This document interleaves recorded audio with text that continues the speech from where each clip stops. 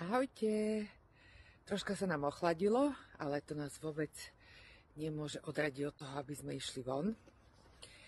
Takže vaše otázočky často sa ma pýtate, ako vlastne zistím, že mám nedostatok jódu a následne aj nejakú zníženú funkciu štítnej žľazy.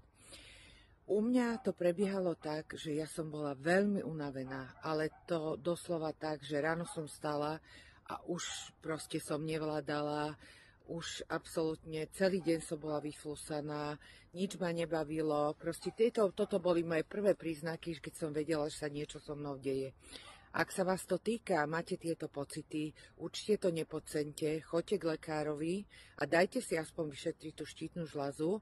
On vám, normálny obvodný vám urobí aspoň TSH, to je hladina hormónu v hypofýze, ktoré už ukážu, ak tam je znížená funkcia.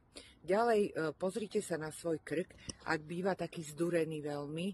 Často mi hovoria moji klienti, že ich tlačí reťazka, že sa im vlastne zväčšil krk.